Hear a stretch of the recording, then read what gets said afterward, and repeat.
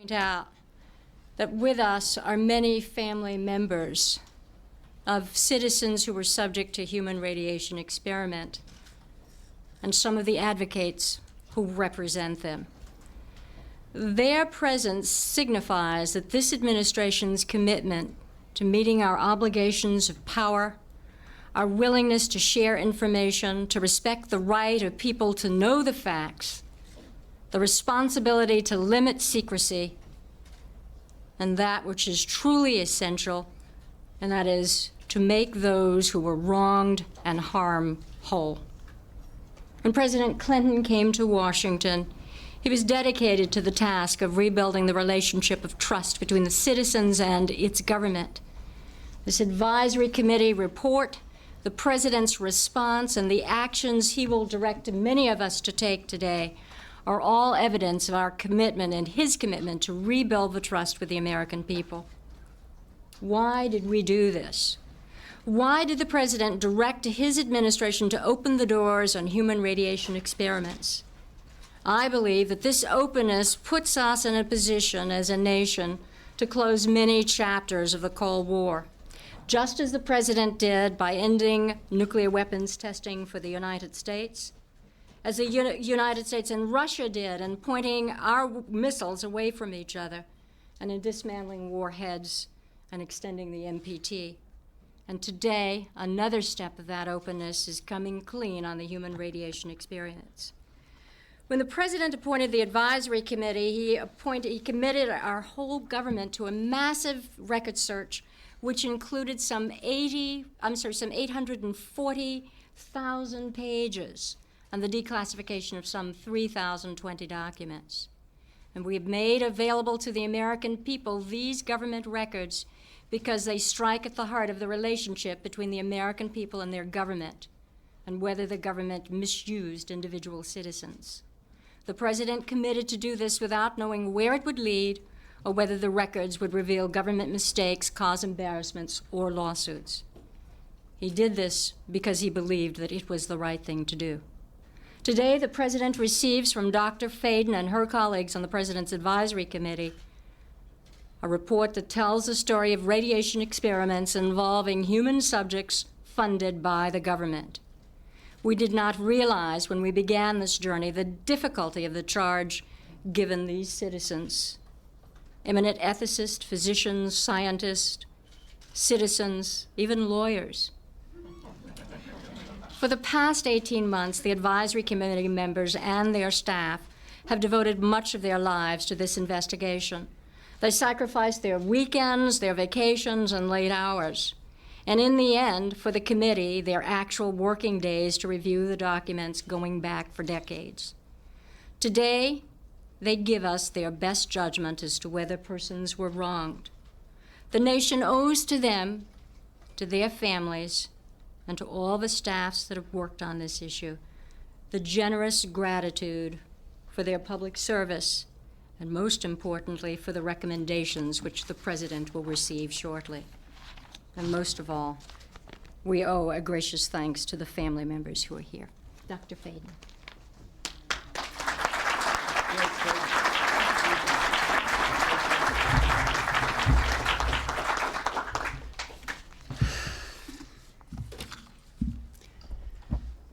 Mr. President, Secretary O'Leary, Attorney General Reno, Secretary Shalala, other members of the Human Radiation Interagency Working Group, on behalf of my 13 colleagues on the Advisory Committee, I am proud to submit our final report.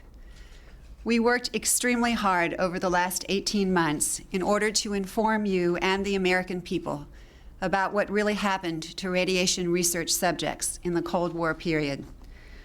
With the assistance of federal agencies, private research centers and hospitals, and numerous citizens, we have assembled and reviewed hundreds of thousands of documents, many of which were previously secret, in 31 days of open hearings conducted in Washington and throughout the country.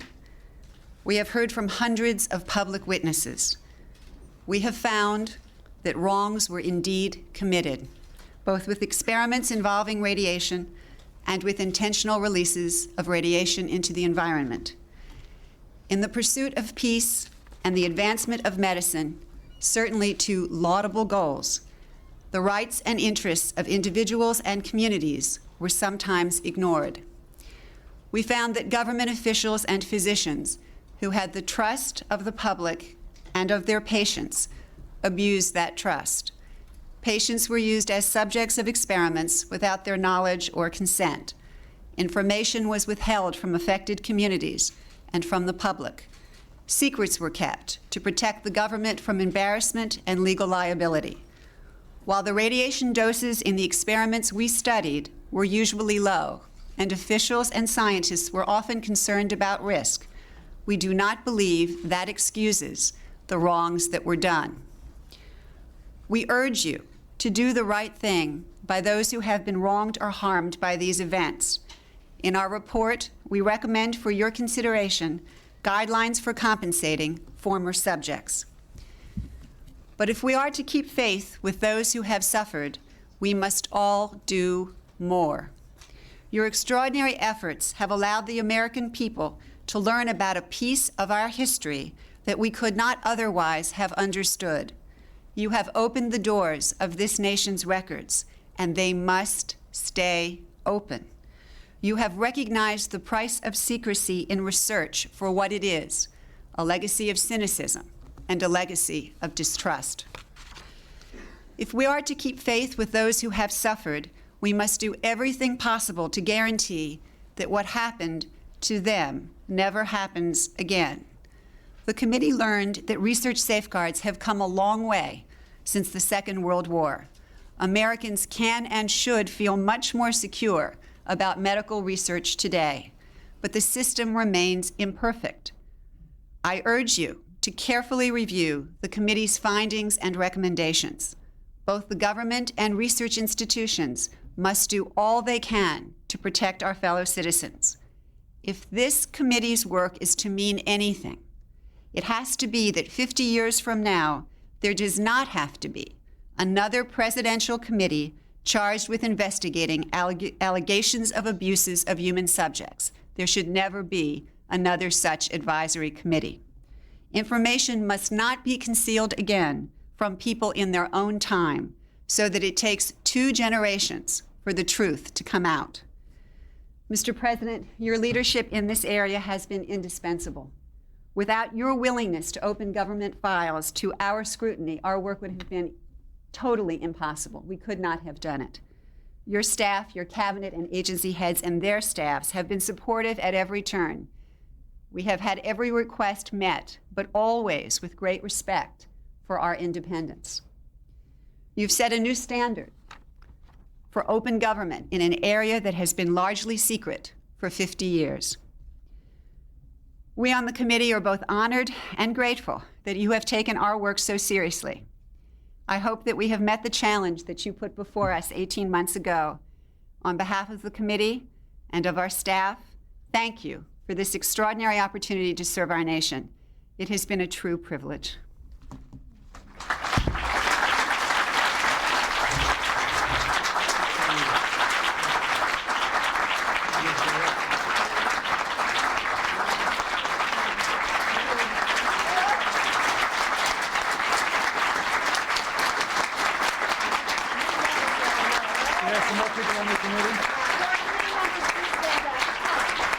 Will the other committee members please stand? Let's give them all a hand. They did an extraordinary job.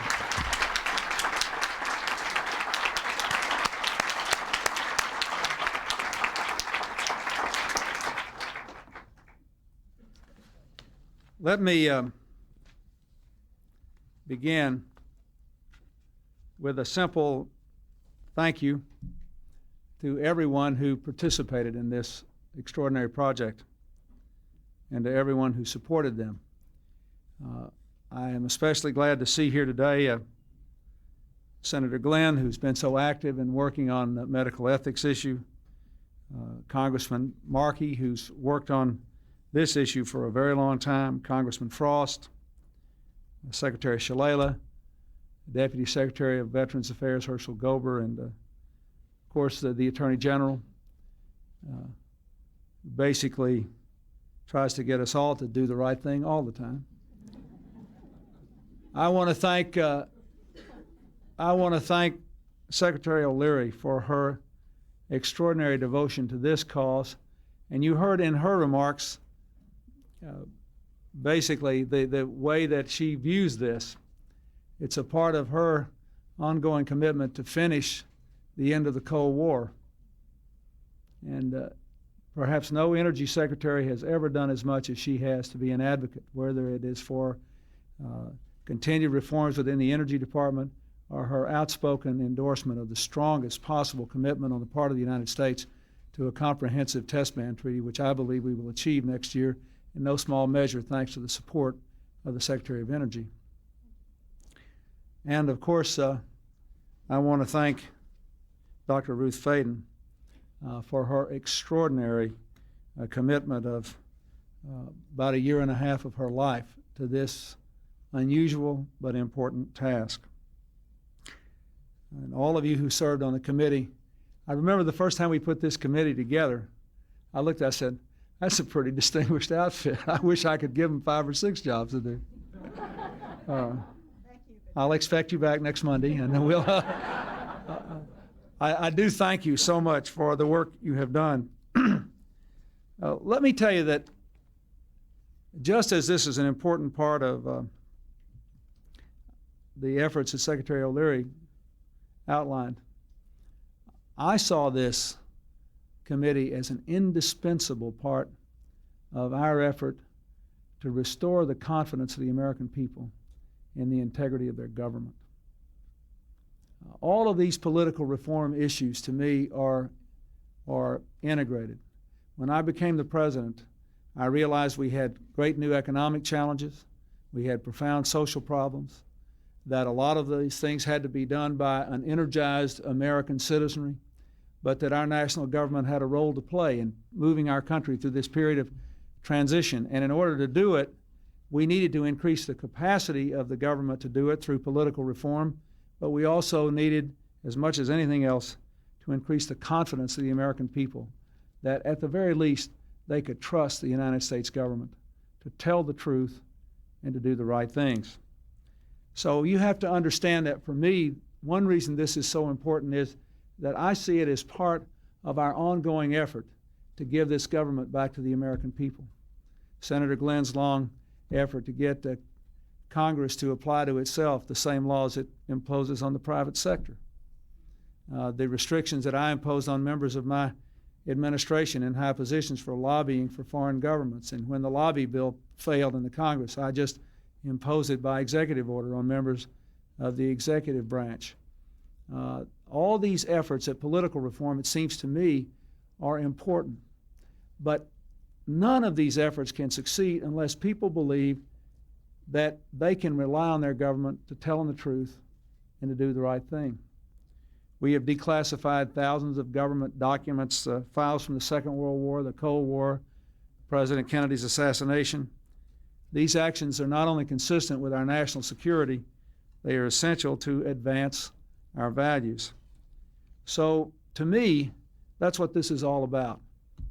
And to all those who represent the families who have been involved in these incidents, let me say to you, I hope you feel that your government has kept its commitment to the American people to tell the truth and to do the right thing. We discovered soon after I entered office that with the specter of an atomic war looming like Armageddon, far nearer than it does today, the United States government actually did carry out on our citizens experiments involving radiation. That's when I ordered the creation of this committee. Dr. Faden and the others did a superb job.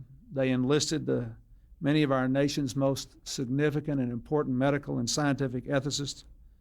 They had to determine first whether experiments conducted or sponsored by our government between 1944 and 1974 met the ethical and scientific standards of that time and of our time. And then they had to see to it that our research today lives up to nothing less than our highest values and our most deeply held beliefs.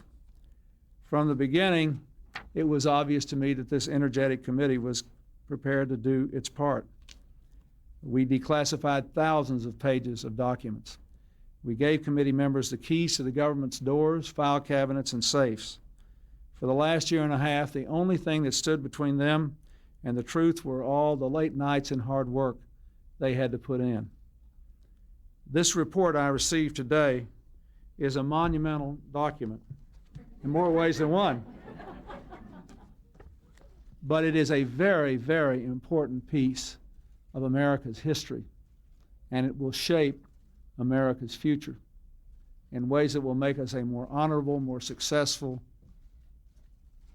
and more ethical country. What this committee learned, I would like to review today with a little more detail than Dr. Faden said, because I think it must be engraved on our national memory. Thousands of government-sponsored experiments did take place at hospitals, universities, and military bases around our nation. The goal was to understand the effects of radiation exposure on the human body. While most of the tests were ethical by any standards, some were unethical, not only by today's standards, but by the standards of the time in which they were conducted. They failed both the test of our national values and the test of humanity. In one scientist injected plutonium into 18 patients without their knowledge. In another, doctors exposed indigent cancer patients to excessive doses of radiation, a treatment from which it is virtually impossible that they could ever benefit. The report also demonstrates that these and other experiments were carried out on precisely those citizens who count most on the government for its help, the destitute and the gravely ill. But the dispossessed were not alone. Members of the military, precisely those on whom we and our government count most, they were also test subjects. Informed consent means your doctor tells you the risk of the treatment you are about to undergo. In too many cases, informed consent was withheld. Americans were kept in the dark about the effects of what was being done to them. The deception extended beyond the test subjects themselves to encompass their families and the American people as a whole. For these experiments were kept secret, and they were shrouded not for a compelling reason of national security, but for the simple fear of embarrassment, and that was wrong. Those who led the government when these decisions were made are no longer here to take responsibility for what they did. They're not here to apologize to the survivors, the family members of the communities whose lives were darkened by the shadow of the atom and these choices. So today, on behalf of another generation of American leaders and another generation of American citizens, the United States of America offers a sincere apology to those of our citizens who were subjected to these experiments, to their families, and to their communities.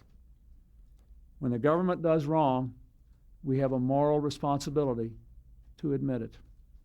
The duty we owe to one another to tell the truth and to protect our fellow citizens from excesses like these is one we can never walk away from.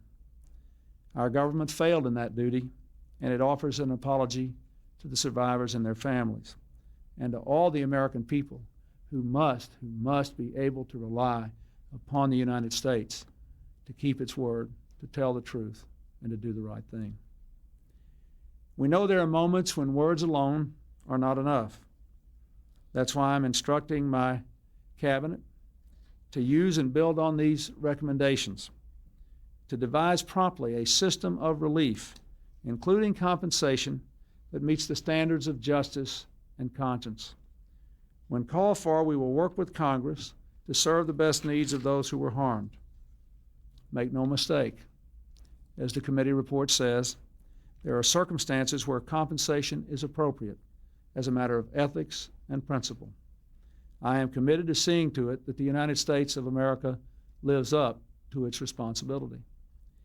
Our greatness is measured not only in how we so frequently do right, but also how we act when we know we've done the wrong thing, how we confront our mistakes, make our apologies, and take action. That's why this morning I signed an executive order instructing every arm and agency of our government that conducts, supports, or regulates research involving human beings to review immediately their procedures in light of the recommendations of this report and the best knowledge and standards available today, and to report back to me by Christmas. I've also created a Bioethics Advisory Commission to supervise the process, to watch over all such research, and to see to it that never again do we stray from the basic values of protecting our people and being straight with them. The report I received today will not be left on a shelf to gather dust.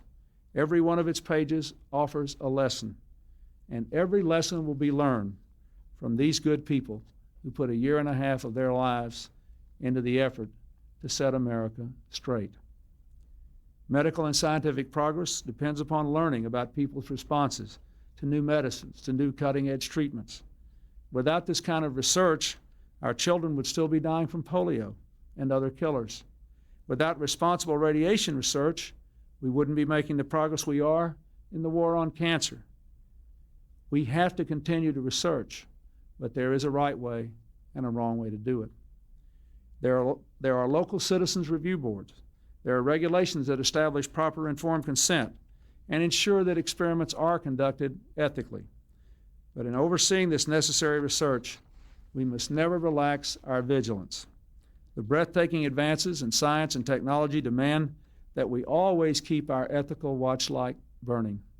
No matter how rapid the pace of change, it can never outrun our core convictions that have stood us so well as a nation for more than 200 years now, through many different scientific revolutions. I believe we will meet the test of our times, that as science and technology evolve, our ethical conscience will grow, not shrink. Informed consent, community right to know, our entire battery of essential human protections, all these grew up in response to the health and humanitarian crises of this 20th century. They are proof that we are equal to our challenges. Science is not ever simply objective. It emerges from the crucible of historical circumstances and personal experience. Times of crisis and fear can call forth bad science, even science we know in retrospect to be unethical. Let us remember the difficult years chronicled in this report and think about how good people could have done things that we know were wrong. Let these pages serve as an internal reminder to hold humility and moral accountability in higher esteem than we do the latest development in technology. Let us remember, too, that cynicism about government has roots in historical circumstances. Because of stonewallings and evasions in the past, times when a family member or a neighbor suffered an injustice and had nowhere to turn and couldn't even get the facts, some Americans lost faith in the promise of our democracy. Government was very powerful, but very far away and not trusted to be ethical. So today, by making ourselves accountable for the sins of the past, I hope more than anything else, we are laying the foundation stone for a new era. Good people like these members of Congress who have labored on this issue for a long time and have devoted their careers to trying to do the right thing and having people justifiably feel confidence in the work of their representatives. They will continue to work to see that we implement these recommendations. And under our watch, we will no longer hide the truth from our citizens. We will act as if all that we do will see the light of day.